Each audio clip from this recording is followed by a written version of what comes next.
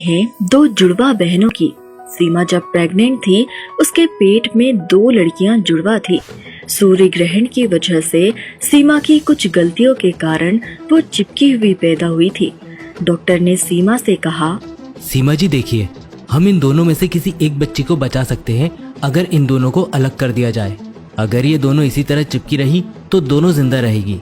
सीमा doctor की बात सुनकर डॉक्टर से बोलती है, नहीं डॉक्टर, आप इनको अलग मत करना, मैं ऐसे ही पालूंगी दोनों को, मुझे मेरी दोनों बच्ची चाहिए।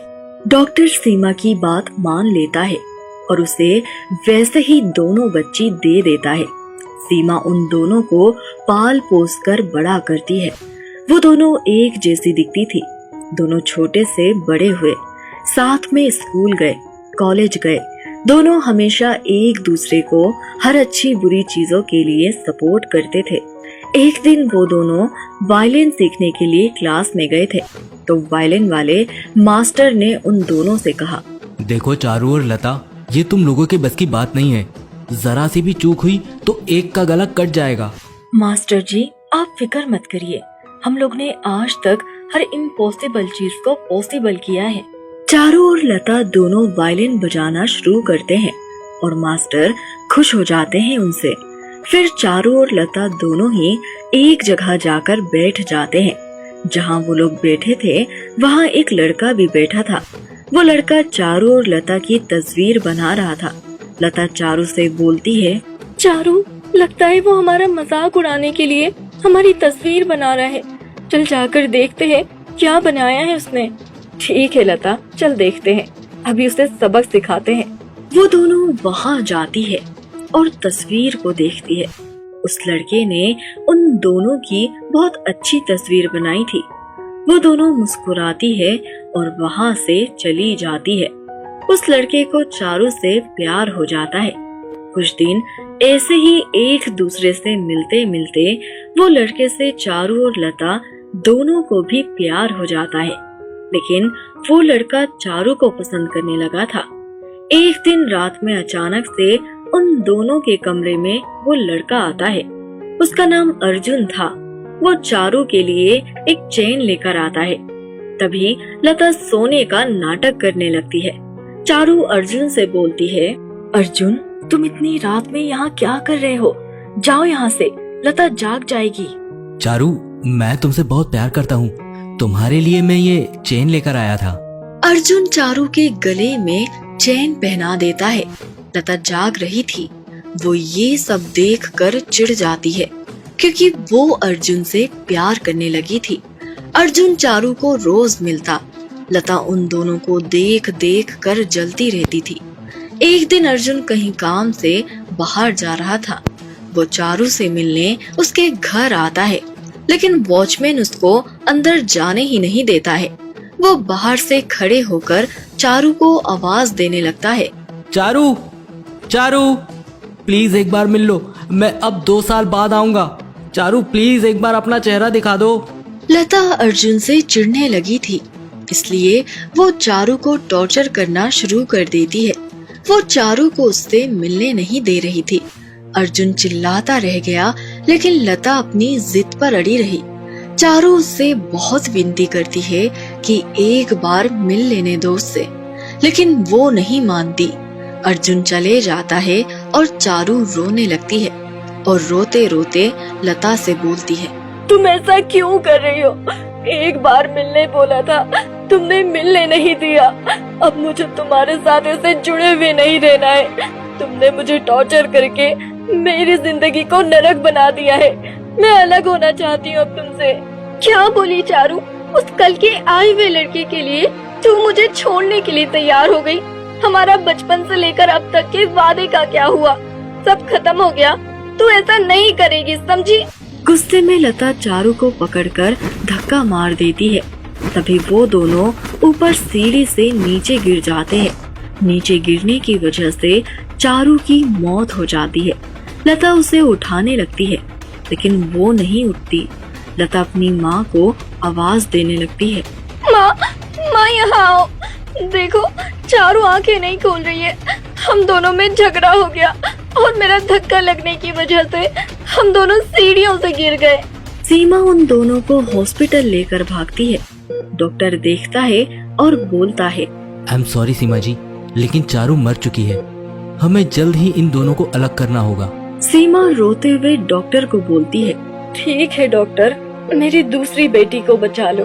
डॉक्टर ऑपरेशन थिएटर में उन दोनों का ऑपरेशन करने लगते हैं। तभी चारू की आत्मा निकलकर सब देख रही होती है और बोलती है, लता, तूने मुझे मार दिया, मैं तुझे अब कभी भी चैन से नहीं जीने दूंगी। अब तू हर पल मर मर के जिएगी। बहुत टॉर्चर किया था ना तूने मुझे, अब देख मैं तेरा क्या हाल करती हूँ। चारू और लता को अलग कर दिया जाता है। चारू ने सोच लिया था कि वो अब लता को कभी भी सुकून से नहीं जीने देगी। लता की माँ भी लता से नफरत करने लगी थी कि उसकी वजह से उसने अपनी एक बेटी खो दी। लता को कोई नहीं समझ रहा था। तभी एक दिन अर्जुन का एक लेटर आता है। लता उसे पढ़ती है और चारू बनकर वो अर्जुन के पास लंदन शिफ्ट हो जाती है। वो घर सीमा खाली कर देती है। चारू की आत्मा उसी घर में कैद हो जाती है।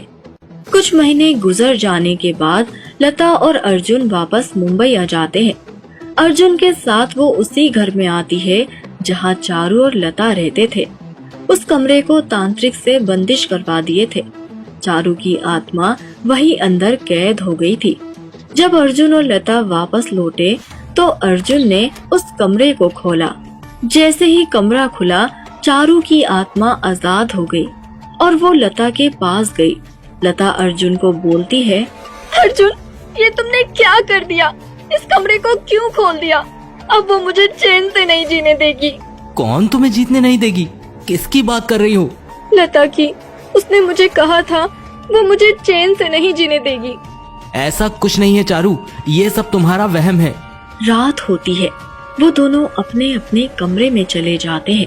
लता लाइट बंद करती है और लेट जाती है। तभी उसे पंखे पर चारू लटकी हुई दिखती है। वो डरकर चिल्लाने लगती है, अर्जुन, अर्जुन, वो यही है। मैंने कहा था ना वो मुझे चैन से नहीं जीने देगी। देखो, वो ऊपर पंखे पर लटकी है। चारू, वहाँ कोई नहीं है। तुम्हें सोशियोलॉजी हो गई है। तुम कल ही डॉक्टर के पास चलो। अर्जुन उसे ऐसा बोलकर वहाँ से चले जाता है। लता अब भी डर रही थी। वो पूरी रात बैठकर ही निकालती है। अगले दिन की सुबह जब लता उठती है तो चारू की आत्मा उसे फिर से दिखाई देती है। इस बार चारू का चेहरा एकदम भयानक दिखता है। वो डरकर बेहोश हो जाती है।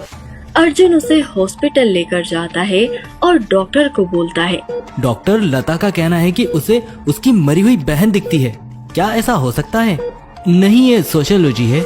ऐसा कुछ नहीं होता। जो हम सोचते हैं वो सब दिखता है। लता के साथ भी यही हो रहा है।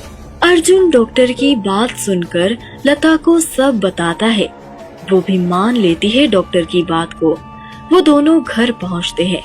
घर पहुंचते ही चारू उसे दरवाजे पर खड़ी हंसती हुई दिखाई देती है और उसको बोलती है, मुझे मार कर खुश हो रही थी ना बहुत, अब तुझे रोज मरता हुआ देखूंगी मैं इस तरह। लता अपनी आंखें बंद कर लेती है और सोचती है ये उसका वहम है और कमरे में चले जाती है और लेट जाती है। तभी चारू उसके ऊपर चढ़कर उसका गला दबाने लगती है। लता जोर जोर से चिल्लाती है, चारू, मुझे छोड़ दो। मैंने जानबूझकर तुम्हें नहीं मारा था। वो सिर्फ एक एक्सीडेंट था। हम दोनों ही सीढ़ियों से गिरे थे। तुम मर गई गिर के। उसमें मेरी क्या गलती है? चारू, प्लीज मुझे छोड़ दो। नहीं, तूने जानबूझकर ये सब किया है। तू मुझसे मेरा सब कुछ छीनना चाहती थी। तूने अर्जुन को भी मुझसे छीन लिया।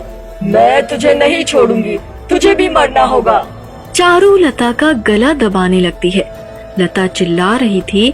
तभी वहाँ पर अर्जुन आता है एक तांत्रिक बाबा को लेकर और वो तांत्रिक बाबा चारू से बोलते हैं, चारू, उसे छोड़ दे। वो बेकसूर है। उसने तुझे नहीं मारा है। ए तांत्रिक, तूने मुझे एक बार कैद कर चुका है। लेकिन इस बार तू मेरा कुछ नहीं बिगाड़ सकता है।